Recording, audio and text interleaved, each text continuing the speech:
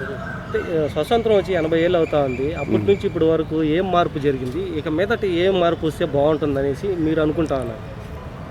చాలా వరకు మార్పులు జరిగింది. బట్ ఇంకా కూడా మన దేశంలో ఎవరంటే అంత చైతన్యము వేరే దేశాలతో పోలిస్తే అంత చైతన్యం రాలేదు. ప్రజల్లో చైతన్యం బాగా రావాలి. అంటే ఏం జరుగుతా ఉంది, ఒక ప్రైజ్ పెరిగిందా, అది పెరిగిందా, ఇరిగేది పెరిగిందా, నాకెందుకులే నీకెందుకులే అని ఇది కాకుండా అందరూ కలిసికట్టుగా ఒక ఇదిలాగా చేస్తే ఏదైనా మనం సాధించగలం. ఆ చైతన్యం అనేది జనాల్లో ఇంకా రావట్లేదు మన దేశంలో. ఇప్పుడిప్పుడే డెవలప్ అయ్యి కొద్ది కొద్దిగా ఇదవుతూ ఉంది. బట్ చాలా టెక్నాలజీ అని అదని ఇదని ఇప్పుడు ప్రస్తుతగా దీంట్లో బాగానే డెవలప్ అయింది.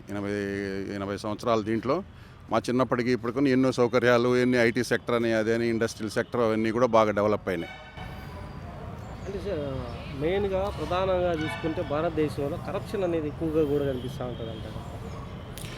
కరప్షన్ ఇది చాలా సంవత్సరాల నుంచి పాతుకుపోయింది. దాన్ని చేయాలంటే మంచి చట్టాలు గిట్టాలు తెచ్చి ఏదైనా చేయాల్సిందే. ఎంత ప్రయత్నం చేసినా మనకు ఇంకా వరకు ఆ కరప్షన్ అనేది మన దీంట్లో పోవట్లేదు. చాలా వరకు కూడా ఈ భూములని విలువలని ఏంటంటే మార్కెట్ విలువ ఒకటి ఉంటుంది, మనం అమ్మేది ఒకటి ఉంటుంది.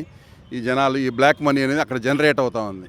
ఇప్పుడు అమెరికాలో కూడా ఎవరంటే ఒక ప్లాట్ కానీ ఒక ఇల్లు కానీ చూసుకున్నామంటే ఒకే రేటు ఉంటుంది, గవర్నమెంట్ రేట్ కానీ మన రేట్ కానీ.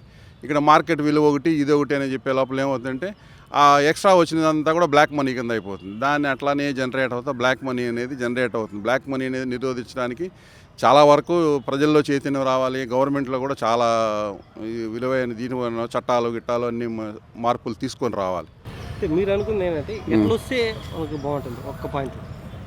కరప్షన్ అంటే భయం కూడా రావాలి జనాల్లో. ఆ భయం అనేది లేకపోతే కూడా ఏమవుతుందంటే జనాలు ఏమైందిలే అటు ఇటు అనుకుంటారు.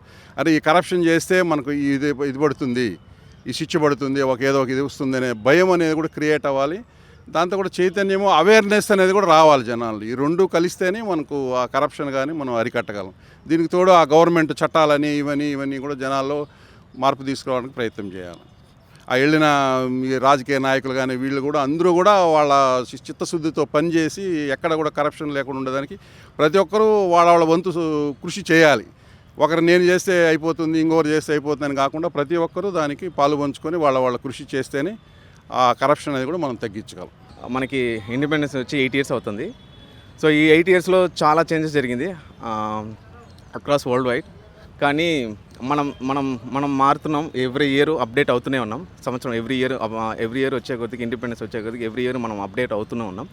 కానీ మోస్ట్లీ యంగ్స్టర్స్కి జాబ్స్ రాకుండా ఉండడం వల్ల చాలా ఇబ్బందిగా ఉంది.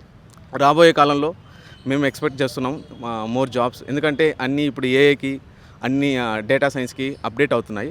సో మనము అప్డేట్ అవ్వాలి. అట్ ది సేమ్ టైం ప్యారలల్గా మనము జాబ్ సెర్చ్ చేయాలి. అది కాకుండా మనం స్పోర్ట్స్లో కానీ బాగా ఇంట్రెస్ట్ చేయడం. ఎందుకంటే పక్క కంట్రీస్లో చాలామంది స్పోర్ట్స్కి ఎంకరేజ్ చేస్తున్నారు. మన ఇండియాలో స్పోర్ట్స్ అనేది కొద్దిగా చాలా తక్కువగా ఉంది. సో మనం దానిపైన కానీ కొద్దిగా కాన్సన్ట్రేషన్ చేసి ఎవరైతే ఇంట్రెస్ట్ ఉందో దానిపైన స్పోర్ట్స్లో ఇన్వాల్వ్ అయ్యి gym, tennis, ping pong and other country Olympic games అన్నీ మనం బాగా ఇంట్రెస్ట్ చూపించాలి youth stars, youngsters. And at the same time తిరుపతిలో చాలా ఇంప్రూవ్మెంట్ జరిగినాయి ఫర్ ద లాస్ట్ 5-7 ఇయర్స్గా. ఇంకా ఇంప్రూవ్ అవ్వాలనేసి కోరుకుంటున్నాం. ఎందుకంటే రోడ్స్ కానీ మన టెంపుల్స్ కానీ మనం తిరుపతి మోస్ట్లీ వచ్చి టూరిజం ప్లేస్ కాబట్టి, సో చాలా పిలిగ్రిమ్స్ వచ్చి విజిట్ అవుతున్నారు కాబట్టి వాళ్ళకి కొద్దిగా చాలా సపోర్ట్ చేయాలి. ఎందుకంటే వాళ్ళ వల్లే మన తిరుపతి అనేది చాలా చోట్ల ఇంప్రూవ్ అన్ని హైలైట్ అవుతున్నాయి అని అదర్ స్టేట్స్లో కానీ. సో ఇది కాకుండా ఇంకా చాలా ఇంప్రూవ్మెంట్ చేయాలి.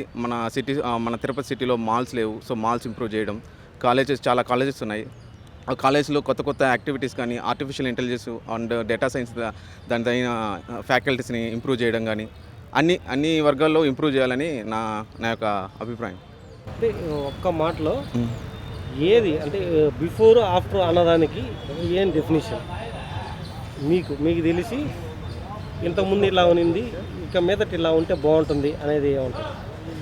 అదే ఇప్పుడు ముందు మన స్టూడెంట్స్ అని ఎడ్యుకేషన్ బాగా ఇది ఇస్తున్నారు. కానీ ఇప్పుడు రాబోయే కాలంలో చాలామంది డిజిటల్ మార్కెటింగ్ అండ్ ఏఐ దానిపైన ఇంట్రెస్ట్ చూపించాలి. ముందు లేవు ఇవన్నీ, ఇప్పుడు బాగా ఇంప్రూవ్ అవుతున్నాయి.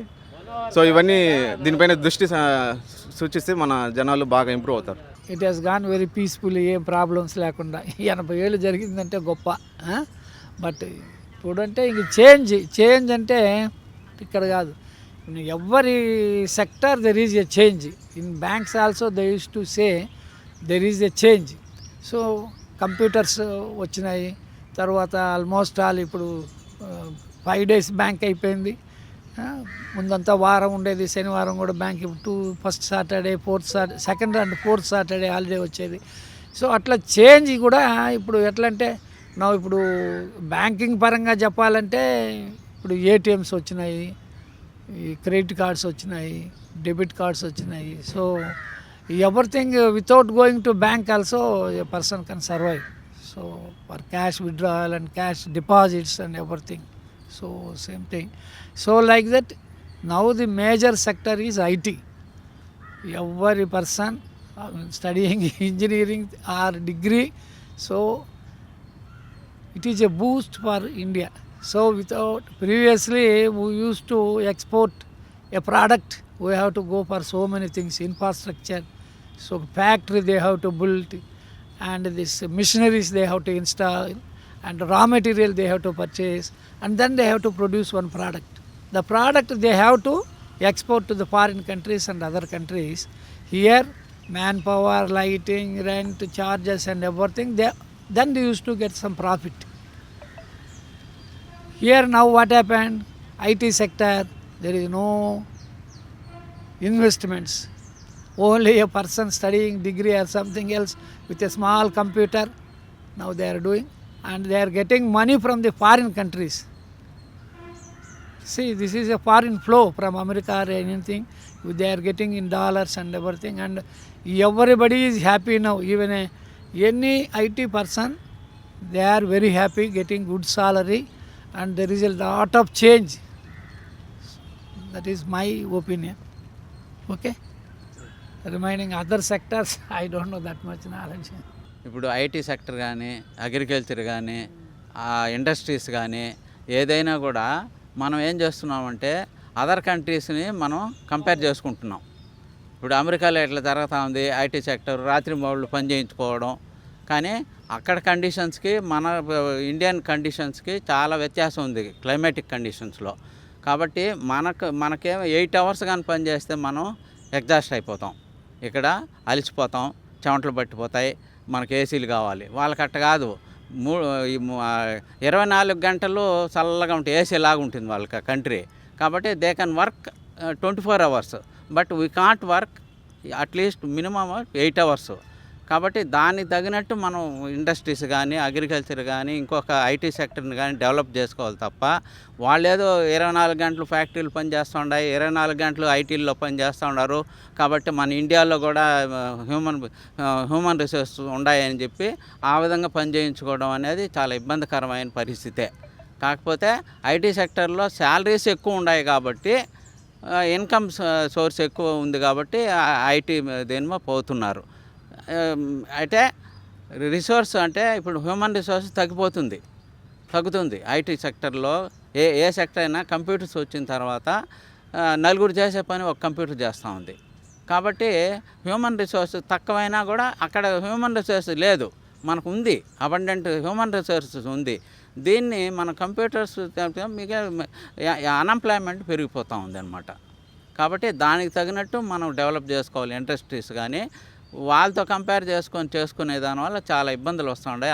అన్ఎంప్లాయ్మెంట్ ఇదైపోతూ ఉంది. అగ్రికల్చర్ నాశనం అయిపోయింది, ఏమీ లేదు అసలు. అగ్రికల్చర్ బేసిక్గా మన Indian country is agriculture country బేసిక్గా. అది ఎక్కడో పోయింది మొత్తం. ఒకప్పుడు మన ఆంధ్రప్రదేశ్ కానీ, యూపీ కానీ, కొన్ని స్టేట్స్ తీసుకుంటే ఒకప్పుడు sugar bowl of India UP. ఇప్పుడు ఏముంది, మొత్తం జనం వేసుకుంటారు. అది పరిస్థితి. అగ్రికల్చర్ అంతా సర్వనాశనం అయిపోయింది. అంత పిల్లకాయలు అంతా ఐటీలు చదువుకొని కంప్యూటర్లు చూసుకుంటా పని చేసుకుంటూ ఉన్నారు. కాబట్టి నామరూపాలు లేకుండా పోతూ ఉందన్నమాట. అంటే మన బేసిక్స్ మారిపోతూ ఉన్నాయి. కాబట్టి దానికి తగినట్టు మనం ఈ అగ్రికల్చర్కి కూడా కొంచెం వెయిటేజ్ ఇస్తూ దాన్ని కూడా డెవలప్ చేసుకుంటున్న అవసరం అయితే ఉంది. ఎందుకంటే బేసిక్గా ఫుడ్ అనేది అగ్రికల్చర్ ద్వారా వస్తుంది కాబట్టి వాటిని మనం కాపాడుకోవాలి, ఆ రిసోర్స్ని మనం కాపాడుకోవాలి. అది నా ఒపీనియన్. వచ్చిన తర్వాతకి ఇప్పటికీ ముందున్న ఫెసిలిటీకి ఇప్పటికి చాలా డెవలప్మెంట్ అనేది ఇండియాలో కనిపిస్తుంది. ఇతర దేశాలతో పోలిస్తే భారతదేశం కూడా ఇతర దేశాల్లో అధిగమించడానికి ప్రయత్నం చేస్తుంది. ఎడ్యుకేషన్ పరంగానే, ఆరోగ్య పరంగానే, డెవలప్మెంట్ పరంగానే ఇప్పుడు చాలా వరకు మెరుగైనట్లే నా అభిప్రాయం తెలియజేస్తున్నాను.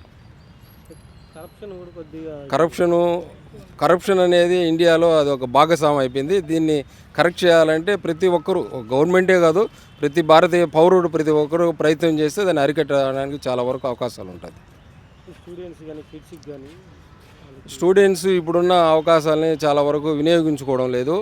ఇతర వ్యాపకాల వల్ల సైడ్ అవుతున్నారు. వాళ్ళు కానీ మంచి ఈ వసతులు కానీ ఉపయోగించుకోగలిగినారంటే భవిష్యత్తు వాళ్ళది బాగుంటుంది. అమెరికాతో మనం చాలా వరకు బీట్ చేయొచ్చు. చైనా అమెరికాతో చాలా వరకు బీట్ చేయొచ్చు.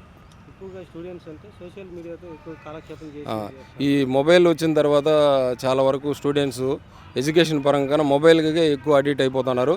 దీనిపైన కానీ గవర్నమెంట్ కొన్ని ఆంక్షలు కానీ విధించిందంటే స్టూడెంట్స్ కూడా భవిష్యత్తు బాగుంటుందని నా అభిప్రాయం తెలియజేస్తుంది. అంతేనా? ఓకే.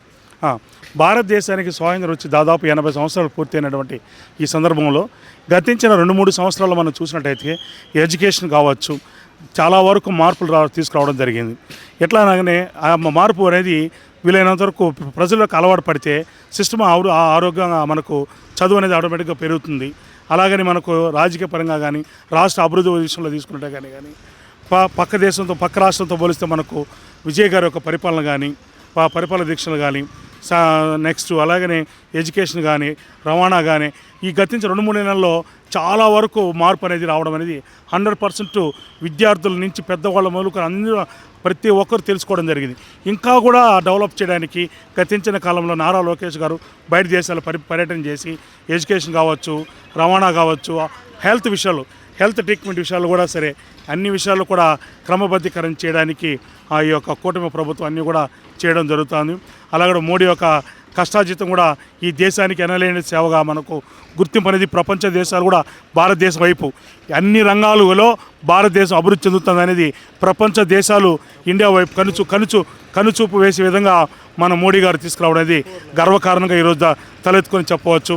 ఈరోజు మొన్న సింధు పాకిస్తాన్ ఇండియా జరిగిన వార్లో సింధు వార్ విషయంలో కావచ్చు, మొన్న జరుగుతున్నటువంటి అమెరికా ఇరాన్ యుద్ధ విషయంలో కావచ్చు ఎంతో సహనమా పాటిస్తూ దేశాన్ని ముందుకు తీసుకెళ్లాలన్న ఒక ఉద్దేశంతో ఎన్నో ఒడిదుడుకులు ఎదుర్కొంటున్నటువంటి ఈ నరేంద్ర మోడీ ఎంతో సహనంతో దేశాన్ని ముందుకు తీసుకెళ్తున్నారు. కానీ ఎక్కడ వెనకడిగేసే ప్రసక్తి లేదు.